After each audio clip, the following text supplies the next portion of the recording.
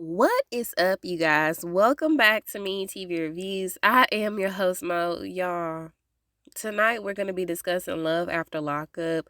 There are bits and pieces of episode 4 in here, but I'm going to be covering episode 5, the one that just came out this past Friday. um, so y'all, yeah, my apologies, okay? Y'all know I'll be watching it on YouTube. I couldn't find last week's episode for whatever reason, but we here today, okay? So that's all that matters. All right, y'all. So without further ado, let's go ahead and get into the episode. I don't have a synopsis, okay? So we can start off with y'all, Troy and Z. So from a couple of tidbits of reviews that I watched last week, we know that Troy was surprised by Z because Z had took it upon herself to invite his mama into town, and apparently they have a very strained relationship because she had basically abandoned him. When he was a kid, he ended up in the foster system, and she was out there just doing her thug thizzle, okay, with no regard for how her son was out here in the world, how he was getting along. I don't see how parents can do that, okay? But either way, he loves his mama. Okay, although he feels a way about it, he is going to handle this the best way that he knows how, and he did well from what I heard. Okay, so he finally brings his mom home from the airport, and she ain't even got in the dough good, y'all. His mama just screams ratchet to me. Ratchet auntie, okay? So you know how like you be having those random ass aunties that just say whatever comes to mind. Just say whatever. Don't just honor it. Like, just don't care about nothing or nobody's feelings as long as they say what they gotta say, right? So she come in the house and she's like, oh my god, it smells so good in here. Oh, it's so nice and clean. Oh, it looks so good in here. Dang, Z, you really doing good. So okay, we done got all the pleasantries out the way. Now we done heard from Z that the mama is crazy as hell. Okay, apparently Z had went to go visit her some time ago, and the mama kicked her out. Now, I don't know what caused her to get kicked out, but all we know is that she got kicked out. So he brings her home from the airport. She's giving up all the niceness when she first come through the door. But then that's when all of the niceness stops because she then starts to talk about his ex slash baby mama, and her name is Ayana, to excess, y'all. Now, she does say that, oh, she's a good mom. Yeah, she take care of this child, but she is a witchy poo. And I was like, girl, what what is the basis? Like, do you not see your grandkid? If you don't see your grandkid, is there a good reason why you don't see your grandkid? But for you to sit up here and be calling her a witchy poo after Troy done spent all of these oodles of years behind bars while she out here having to be a single mama to the kid that they had together, ma'am, cut it out, okay? Cut it out. Is she not allowing you to see the kid? And if so, it might be for a good reason, okay? Because she was cutting up in this episode. So if she was acting like that towards Ayana, I probably wouldn't want her to see see my baby neither. Unless it's like supervised visits. My baby can't go nowhere with you. And so mama starts talking about Ayana to excess. Is starting to get on Z's nerves. Now, despite the fact that Z is the reason that this lady is in her house, Z is talking about, oh, I'm so anxious, and I just get upset, when she starts speaking out of turn. But you knew how she was before this visit. So why did you invite her in the first place? Why are you trying to force a relationship that he's not ready for? Nobody wants to have this relationship with this lady, okay? But you just keep forcing the issue for whatever reason. Now, when she meet them parents, y'all, we already know it's gonna go down. I can't wait to the next episode. And so, because he really just can't control his mama. Like she had got food ordered to the house. They trying to sit down to eat. I'm sure their stomachs is rumbling. She's still over there in the living room talking about Ayana while they over here trying to say grace at the table. And so because she keep on talking about it and he can't control his mama mouth, and Z is very insecure. She is very insecure about the extent of Troy and Ayana's parenting relationship, because y'all remember she went to that psychic and that psychic was like, girl, no. Okay, this is not the waste way. I see this not ending well for you and him. And there's some unresolved feelings between him and his baby mama. And so because she's feeling a way about all of the events that happened on that day, just kind of built up for her. She was being a petty Betty, and she made him sleep on the couch. I was like, what did he do? He didn't have nothing to do with that. You the one that put him on the spot by saying that you invited his mama to come when he don't have a good relationship with her. But now you want him to go above and beyond and then shut it down with, well, I mean, he probably should have said, hey, Ma, that's enough. All right, cut it out. He did come to Ayana's defense and said that she was a good mother, and he was absent. So he's thankful that she did what she had to do to make sure that their baby girl was taken care of. But in the same token, Troy, you could have said, Mama, all right, that's enough for tonight. But that mama, there's no time in her. Even if he did say that. So either way, y'all, he slept on the couch. Now, the next morning, Mama still, y'all, she must have been dreaming about Ayana, because she woke up still talking about Ayana. Now, she talked to Troy, and she was like, have you talked to your wife yet? And he was like, no, I didn't get a chance to talk to her last night, but I'm going to talk to her in a minute. And he did try to talk to her. And initially, she wasn't giving him no play. But then they did sit down, and she apologized for being petty. Okay, she took it out on him, and it was misguided anger, and frustration. And so she apologized for her part in that. Now, when he was talking to his mama, though, his mama was like, hey, you need to put your foot down, okay? Everybody needs to recognize that you the man around here. And I was like, girl, he just got out of prison. What bills is he paying? Okay, what is he doing around here besides him adopting her son? Like, what? He ain't even got no job. Cut it out. So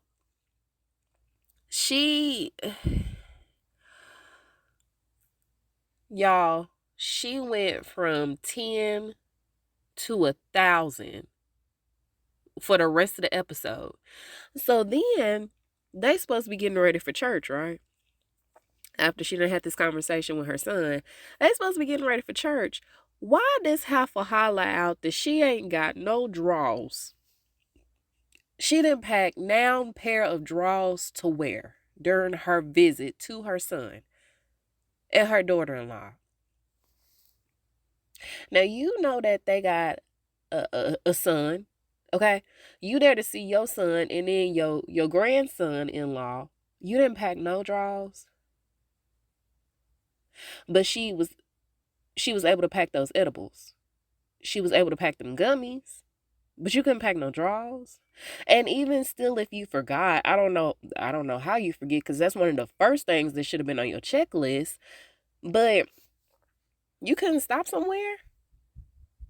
You couldn't say, hey, son, I know we on the way to the house, but if we ride past a Wally World, if we ride past the Target, if we ride past the Dollar Tree, a dollar store, a Family Dollar, somewhere, can we stop? Can we make a pit stop? You couldn't do that. So y'all, she done announced this uncomfortably to the entire house, as if the whole house wanted to know her business. Okay, just real ghetto. Like, some people said it was cute. Okay, it was funny. It was a good laugh. I was just like, It was cringy. It was cringy to me. And so she not only announced that she didn't have no drawers, and she was making fun, talking about what if she caught the Holy Ghost in church, and then everybody was going to see her Holy Ghost. It was a hot mess. And then on top of that, you knew that you was finna meet Z's parents. What? And you knew that they was involved in the church life. So she announces that she didn't have no draws, and then she got her little spray to try to keep it fresh down there. I was like, Lord, please. Cross everything, okay? Or at least stop her by the store so she can't. Anyway, so before they leave the house, she says that she done took 2 gummies already before they head to church. I don't know what type of demons you gotta be facing in order for you to have to take 2 gummies before you go to church. But she said her normal is 4 for the day. I was like, oh man, okay, that's dependency. But yeah. So she gonna be going into church commando style and high as a kite, high as hell. So I'm just just all backwards, just sniggling and giggling in church. Okay, they just need to send her back out on the next plane. So on the way to church, we find out that Z's dad was an opera singer, and she just keep coming with the jokes and the revelations. And so Troy is talking about when he was out, he belonged to a whole bunch of churches. He belonged to like 3 churches, his granddaddy's, his grandmama's, and then somebody else's that wasn't his mama's, okay? And so he said that one day he was going to his granddaddy church and he was walking down the aisle. Apparently he was a part of a wedding and he didn't know he was a part of. Now, the mama said, I don't know why that wedding was happening because apparently the guy that was getting married was Troy's daddy, but Troy's daddy wasn't done creeping around on his soon-to-be wife. And that's how his little brother came into the world. I was like, girl, you are being messy on a Sunday. Just revelation after revelation. I hope I hope Troy daddy ain't watching this with his wife. And so then they pull up to the church, y'all, and she was like, oh, we in the hood. Ma'am, do you not have any type of decorum? You ain't got no filter. You can't even fake the funk initially for this first initial meeting and then drop the facade after that. I just couldn't with her. So they pull up, y'all, and the music is going. It's the church is rocking, okay? But did they forget to send out the message the church was happening this week? Because it was not a lot of people in the congregation, okay? They had more people in the choir than out there with the congregants. So I'm just trying to figure out what happened. And they tried to make it look like it was a lot more people, by scrounging them up and having them all sit together. But I could count on 2 hands how many people was there out in the crowd. It wasn't. It wasn't a lot of people, y'all. So, but all you need is 2 people to touch and agree, okay? But anyway, the mama get up there and she does a quick praise and worship song, I'm sure, and she was like, oh, the mama is pretty. I was like, yeah, she kind of put me in the mind of Phaedra, but with locks. And then the daddy get up there and he start preaching and doing his sermon, and she's sniggling and giggling on the front row, y'all. Apparently the gummies done finally took effect. And so Z was like, I think she's having a breakdown. Can we please get her out of here? I was like, girl, no, she just high. Ain't no breakdown about it. She just high as hell. So it's just embarrassing that the mama is tripping balls in the front row. Now we're going to go over to Kim and Joey. Y'all, apparently in the last episode, he was finally released. I do know that. They went to the cabin, they had their fun time, and then they went home, and he briefly saw his mama. His mama was on her way out the door because she was finna get ready to go see, I think, her mom for Christmas or something like that, or some type of event that was happening before Christmas. And so she was like, oh, hey, son, and it wasn't like no big gesture or anything like that. It was like, oh, hey, son, I'll see you later. Bye, son.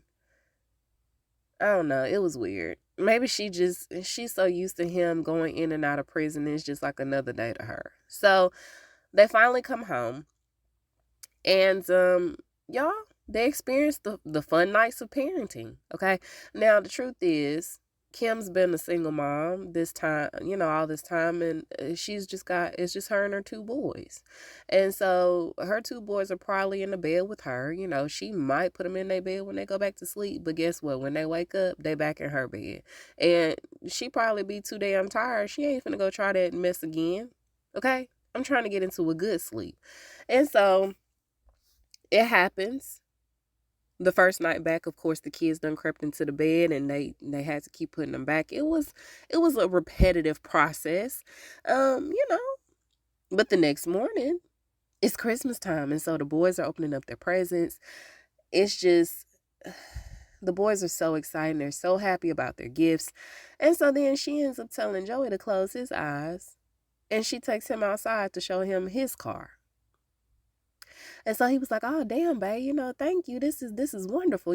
My car look just like your car, but it's a couple of shades off, but thank you for getting me such a car." And I'm like, "Girl, is the kids good? How much cash did you have to pay for that car? Or did you lease?" Either way, it don't matter. You scrambling and scraping for a guy that ain't even got a job yet. Why did you give him this car and he ain't got no job security yet? I mean, I get it. You probably want him to go out, but still, who gonna be putting the gas in the car until he gets said job? Y'all, he would have been flipping burgers at McDonald's or something until he came up on the job that he really wanted, because ain't no way. Ain't no way I'm finna buy this car for you and then keep putting gas in the car until you find the job that you actually want. Nah, bruh. You gonna have to do something. So she gives him the keys to the car, and literally an hour later, he's gone. Now, mind you, as soon as he got the car, he was texting. And so she's asking him, who are you texting? It's Christmas morning. Put the phone down. Come on, let's be present with the kids. And he like, "Man, quit sweating me. I'm just over here just sending out my Merry Christmases to my people. Chill out." He probably wasn't doing that, y'all, but he was like, I'm just over here. Just texting. We good. Nobody. I'm not texting nobody. And so he's literally gone an hour later. Now, y'all remember that she said that she had got them air tags. And so I'm pretty sure she done put all them tags in the cars, shared location on his phone. She's tracking his phone already, so she can see where he going. She's upset that he done took off on her on Christmas morning. Y'all, this is what she had been dreaming for so long. And he's already gone. He ain't care nothing about them boys, spending time with them on Christmas morning. He's out, and she feels like a single mom all over. But he was swearing up and down that he was so ready to be a dad. And I was like, girl, he couldn't even be a full-time adult. You thought he was going to be a full-time dad to your kids? No. And they boys, and they got a lot of energy. Not saying that that's a bad thing. They're not to blame for any of that. But he's not ready for that type of responsibility. So anyway, she's wondering if she did anything wrong by asking him, who was he texting? She's just trying to figure out if she triggered him to go out there and score some drugs or something. And it's like, girl, like I said, why'd you give him the keys so soon? He don't need them keys till he locked down the job. That's it. And so he ends up telling us that he actually just needed a break from Kim and the boys. Said that she was just getting on his nerves. It was too much to handle. He was overwhelmed. And so as he's driving, he's giving us a tour of where he grew up and how he grew up. And then he gives us a backstory of his upbringing. And then he tells us about his bestie, Tanner, who was tragically killed while street racing with his lights off one night. And he ended up wrapping a pole. And Tanner was in the wind after that. Okay. And so he also gives us a tour of where he used to sell, where he had learned how to sell. And then he was naming names, talking about, yeah, this is where my homie Fred, taught me how to sell. And I was like, what? Do Fred got a record? Do they know that that Fred was out here doing things? If not, you probably finna get him hemmed up. Quit saying people names on TV like that. So they probably know who Fred is. So then, y'all, we go over to True and Shantae. And y'all, I apologize. My allergies are on 1,000. Okay. So y'all might get some sniffles. I'm trying. Okay. So True and Shantae. Y'all, Shantae is stuck sitting at home alone again. While True is out, he done snuck out in the wee hours of the morning with his sister to go work out at the gym. I was like, girl, how much are y'all bench pressing? Because y'all always at the damn gym. Y'all need to be entering some competitions or something as much as y'all be at the gym. And so his sister done decided to use her extra buddy pass to bring along her friend Tisha that he had mentioned in a previous episode, saying how, they was talking while he was locked up or whatever the case may be, and then out of nowhere she just disappeared. And he never heard from her again. And so, of course, Tisha pops up and she got bad B energy, her words, not mine. Okay. And she trying to see what it's hidden for. And I'm just like, what? Now, when she was doing her, not the confessional, but like the little outside interview, she was saying how her name is Tisha, but they call her Shantae.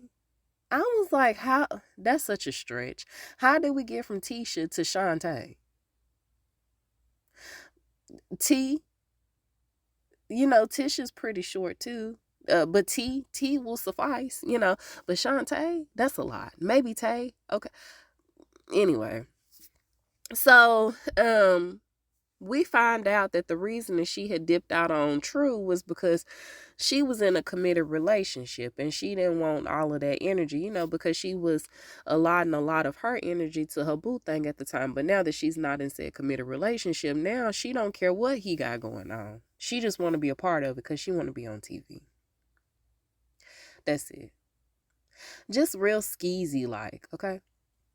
Real harlot of the night type of situation, and then she just real thirsty. I'm just like, girl, how low is the damn pole? Is it in the towels on the ground? Because she was like, yeah, I can be your special friend, while you figure out your situation with her. Because I'm pretty sure that y'all was talking just like me and you was when you was in there, and y'all was probably making promises and stuff to each other. But now that you out, you might figure that her energy is a lot different than what you thought it was gonna be. So once you realize that that ain't what you want, then you can always come over here. You can call me at 1, 2, 3, 4, 5 o'clock in the morning, and you can come over here and drop off the ping to me. I was like, girl, is it that easy?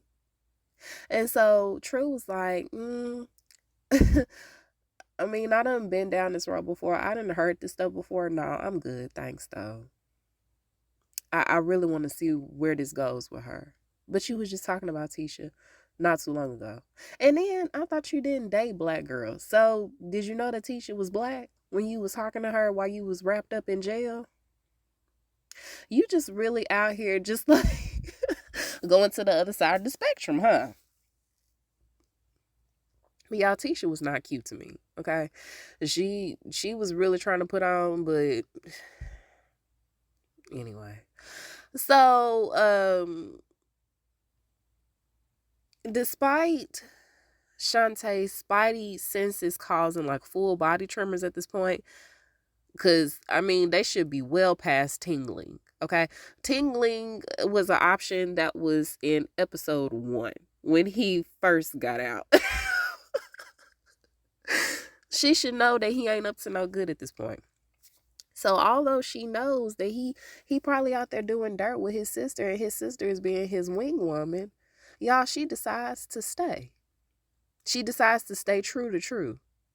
So True finally comes back and Shantae is packing up to leave because I guess she had finally decided, you know what, I done stayed in this house. Now I know that I'm a homebody, but I was trying to make it work for him and we were supposed to be going out. But now he always out with his sister and they probably out here talking to other broads. So why am I here? So she starts to pack up and leave.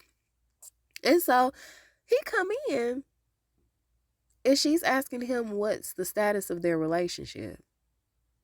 And I'm like, girl, why are you asking him when he clearly told you in the last episode? Now, in the last episode, what I heard was that, of course, he was still, just going out with his sister, doing his old regular thing. And she just at the house sitting and crying, playing on her phone, whatever the case may be. And so he had came in and she asked him, hey, what is we doing? And he was like, yeah, I just ain't feeling it right now. It's not what I thought it was going to be. And then he had the nerve to say something about, ladies, when you with somebody that's locked up, you need to come visit your man. I was like, boy, if that's the only reason why you don't want to be with her, then just say you don't want to be with her. But don't give that piss poor excuse about how she didn't come visit you. Yeah, she was probably wrong for not coming to visit you, considering the fact that y'all supposed to be engaged. But you had never dated a black girl. So why would she even want to put that out there before? Anyway, so she asked him again what it is. And he wanted the streets to claim him. He wants the streets to claim him and nobody else. So he tells her again that he just ain't feeling it. And he tries to give her a stack of money, $1,000 for all of her troubles, y'all.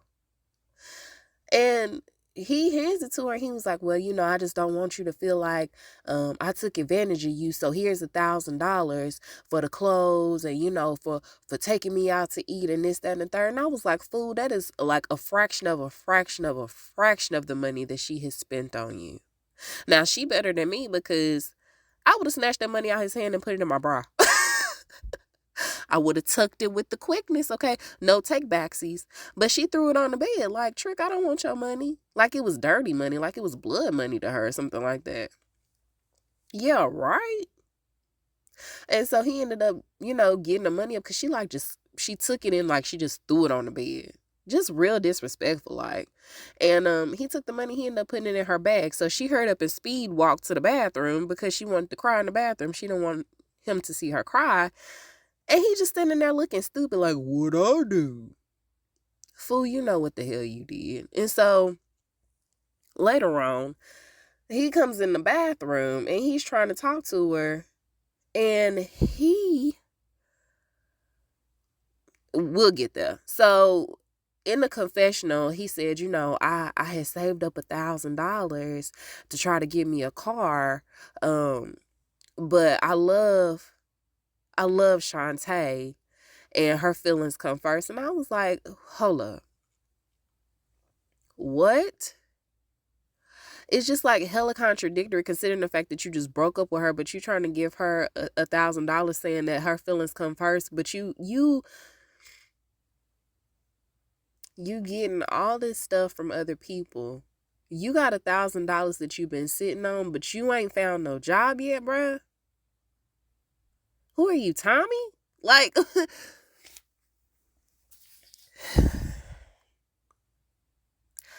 So when he went into the bathroom after her, he had the audacity to tell her that he feels played.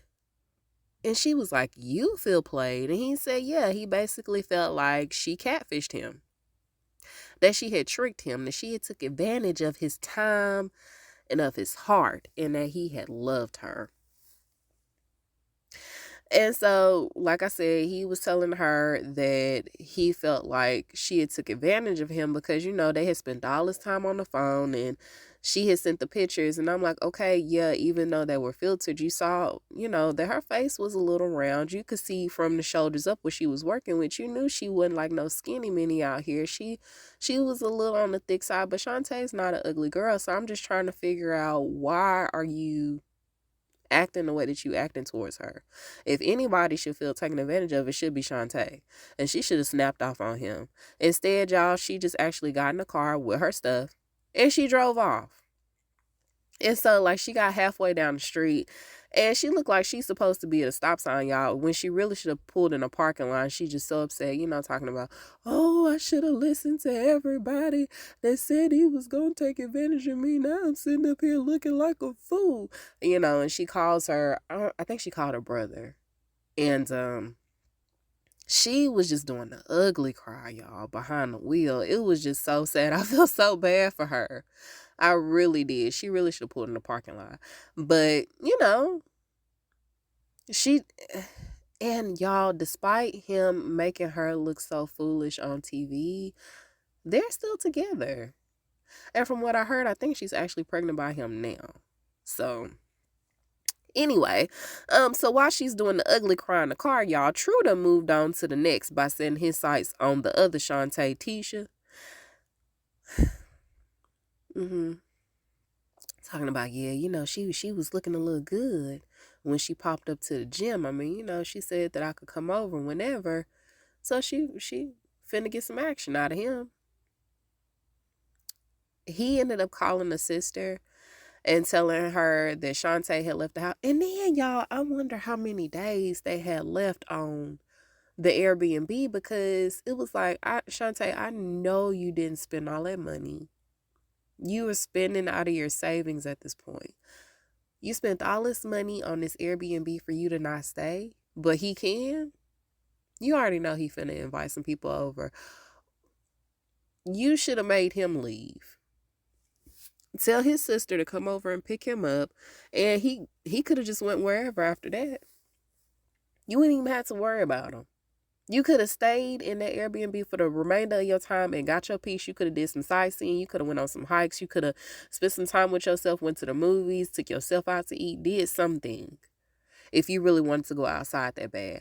But for you to sit up here and leave the Airbnb and let him stay? Nah. Ain't no way. So he called his sister and was telling his sister what happened, and she was like, F that B. F her. Just real disrespectful. Like, she need to catch a fade, for real. Shantae should have faded. Should have facked her up. So anyway, y'all, on to Christine and Julian. So Christine and Julian, y'all know, they just love each other, y'all. They had an amazing night last night. About 4 or 5 times they replayed this in their heads. Okay, and so now it's the next day, and she's wanting to reconnect with her kids. And so because she put it down real good, Julian had went to go pay for her to get her hair did. Okay, and so as they're on the way to go see the kids, her and her mama got a very strained relationship, and we found out that Julian has yet to mention his girls' stick 'em up days to his family. Now, why he ain't mentioned this to his family, I don't know if it's out of embarrassment. I don't know if it's just, he says that he feels like it ain't none of their business. Shout out to Genuine. But yeah, with the antics that they pulling now, it's gonna be their business, because you now getting involved in her shady shenanigans. Okay? She done enlisted you. So they gonna find out real soon. But for now, he says, he's just upset about the fact that she done got out and she doesn't have any type of familial support. Ain't nobody throwing her no cookouts. Ain't nobody inviting her to no barbecues to celebrate her release. And so he's just hoping that his family can ultimately be her support system that she desperately needs right now until she can reconnect with her own family. And so I was like, oh, Julian's so supportive. I just love that for him. And so, like I said, he paid for her hair to get done. Y'all, he spent $200 on her to get her hair dyed and curled a little bit. I was like, them curls gonna be gone by the end of the night. But, okay. And so, I thought they was gonna actually be able to see her oldest son. But apparently, I don't know, like, if the mom had told her no, she couldn't see him or what. But either way, y'all, she ended up having Julian drop off like this little care package on the front step, on the porch. And I'm just like, what the hell is happening? And then they pull off. And so she's upset in the car, like she's having a breakdown, which, I mean, I guess that part makes sense to me, because her kid is literally right there, and for whatever reason she couldn't see him today. That's very upsetting. And she's been in jail for 6 years. And so I think she said when she got locked up, he was 5. And so he was probably just now starting kindergarten. That baby is finna be in like the that baby is like in the 5th grade now at this point. 5th or 6th grade. I think he's like 11 or 12. And so, it's emotional for her because, like I said, her son was right there.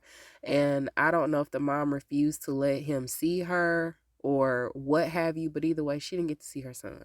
But now she's got to get ready to go back to Annapolis because that's where she'll be living with Julian. And Annapolis is 5 hours away from him. And there's no telling when she'll be able to reconcile with her mom. And we don't know when she's going to be able to see her son again. Now, because of the most recent shenanigans that they have done, I don't know if she's going back to jail. Like, I don't know what's happening with that. But her twins are in Ohio, so that's even further away. So she has no close contact with any of her kids. I just hate that for her. And so she claims that it took her 8 years to become a full addict. And it really hurt her soul when, she had to be pulled through the ringer twice when her kids got snatched from her.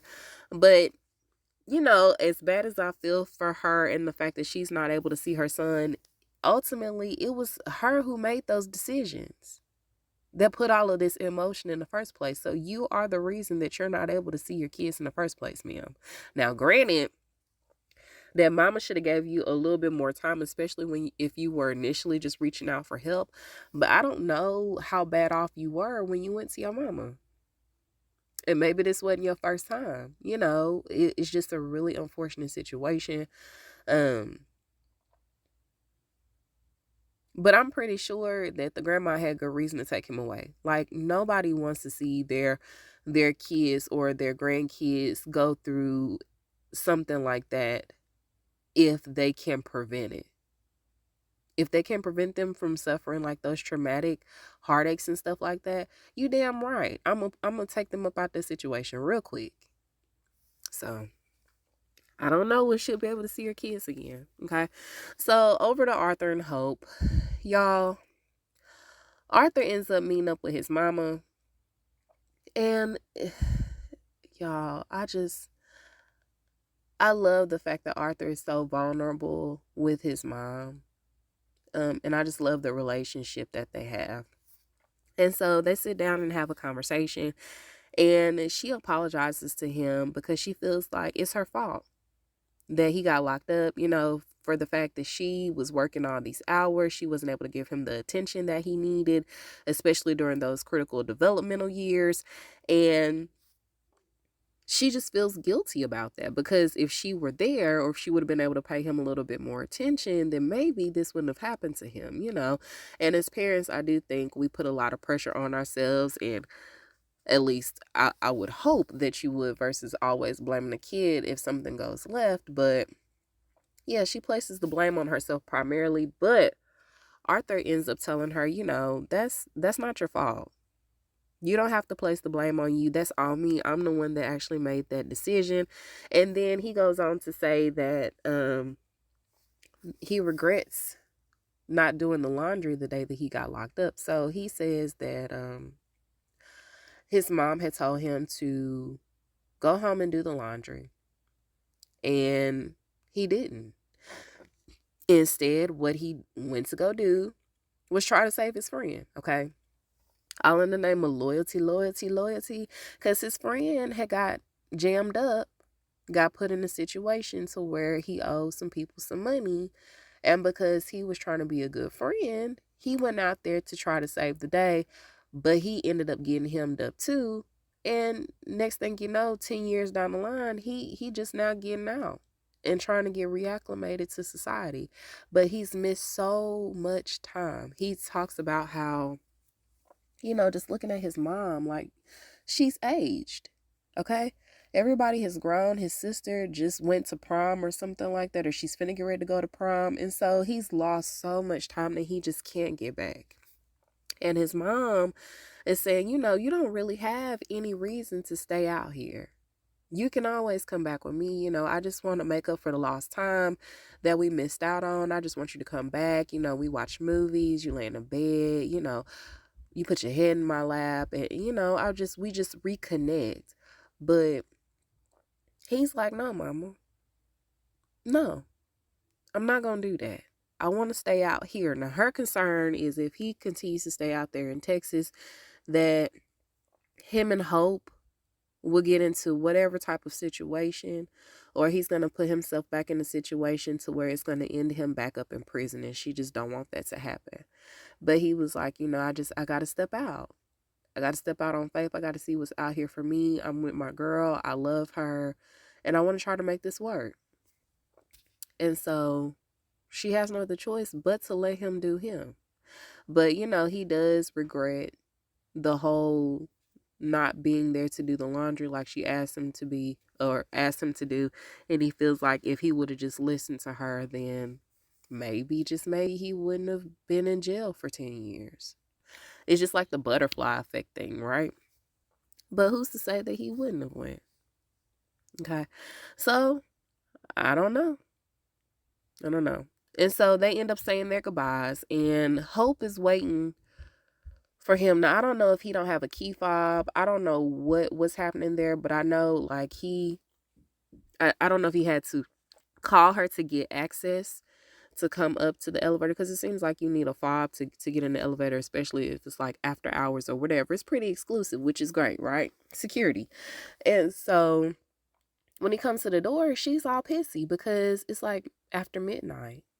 And he was like, but I was with my mom. And she was like, yeah, but you just rolling up in here.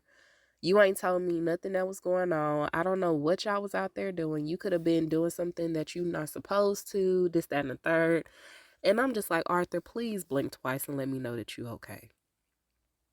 Because at this point, even though she knows that he was with his mama, why are you being so possessive of him? That's his mama. You act like that's another hoe or something that he out here trying to mess with. No, that's his mama. Now, granted, he could have texted her if, he was going to be out there late and say, hey, I'm just wanting to let you know, just checking in, like, hey, I'm still with my mama. We just out here enjoying each other. All right.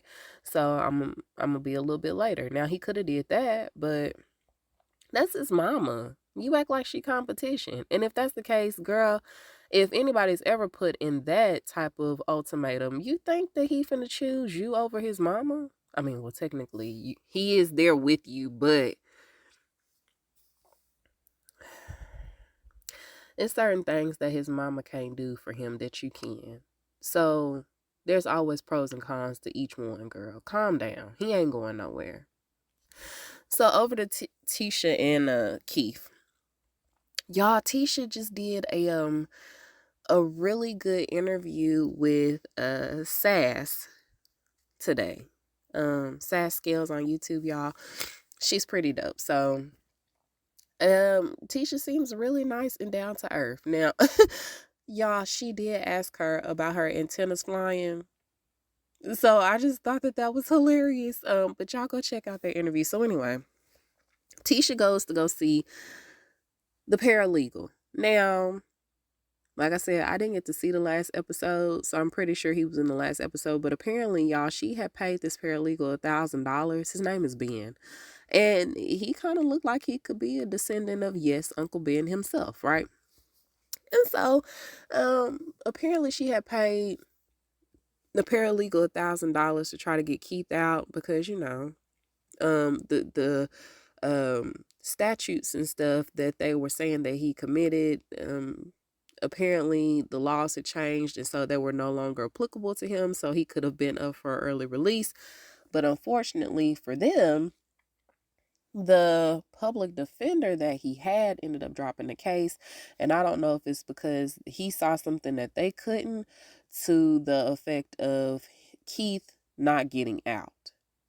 Okay, but for whatever reason, he ended up dropping the case. And so Tisha is now all up in an emotional uproar. And so she goes to Ben, and she just don't know what to do with herself. Her life is slowly crumbling before her eyes. And she just needs some answers. And so we found out from him, y'all, that he is a former inmate himself. And I guess he's done enough research to not only get himself released from prison, but over 40 other inmates as well. Now, he can't keep up with the number because it's just that many. And I was like, Tisha, please don't get took again, girl. And so he said that he read through Keith's file.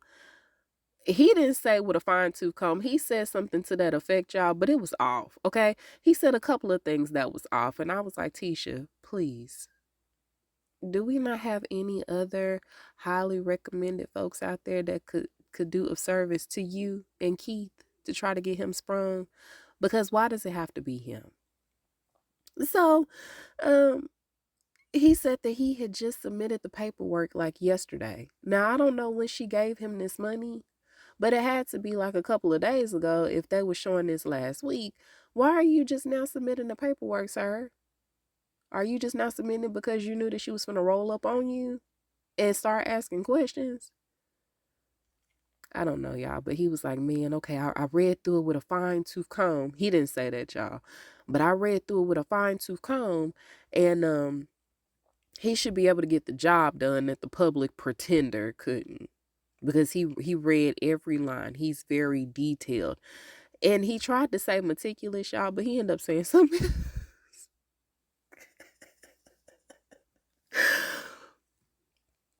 So Tisha don't know who to trust. And I'm just going to say, Tisha, girl, Keith ain't coming home. Okay, he not coming home this season either. So you might as well just go ahead and get ready to be on here for a whole nother season, because it ain't happening. I don't see it. So she ends up meeting up with her friend Nikki.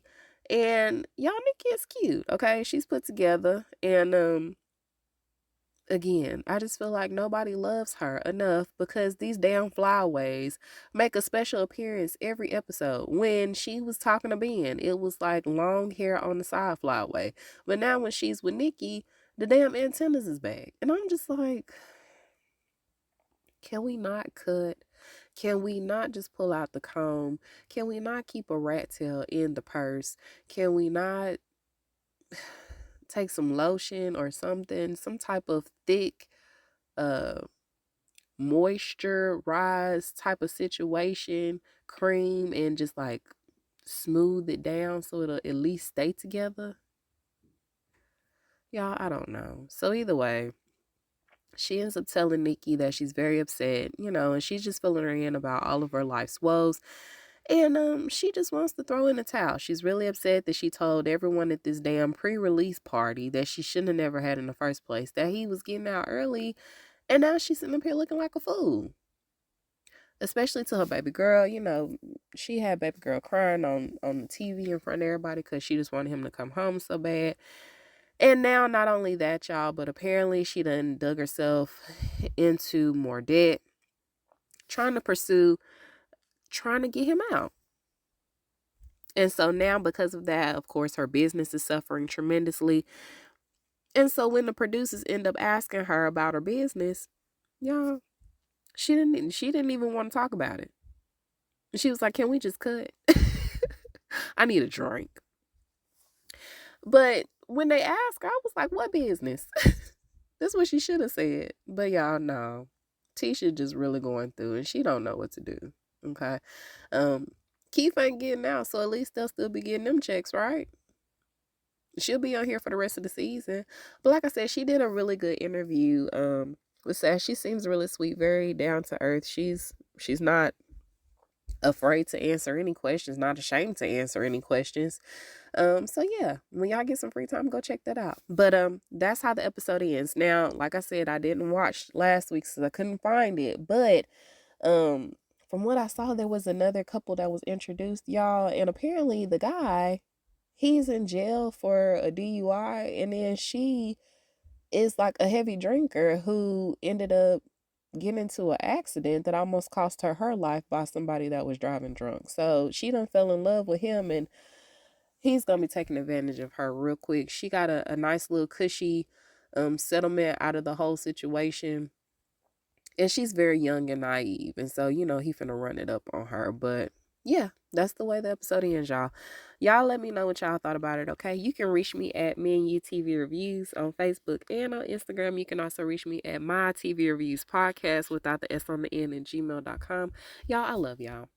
I'm so excited because like I said, some of the shows are ending, like Lady in the Lake and Criminal Minds. However, Only Murders in the Building and Reasonable Doubt are back. And then there's like the show on Netflix that's gonna get ready to come on. And then there's another show that I was looking at too, in addition to this one. But if you have any other show suggestions, please don't hesitate to let me know, okay? You know how to reach me. And then hopefully I can get back to posting videos on YouTube or just trying to get back into a regular rhythm. It's just been a lot happening this week. So thank you guys for being patient with me. I really, really do appreciate it. But that's all I have for now. So until we meet over the airwaves again, I am Mo, and I will talk to you guys soon. Bye.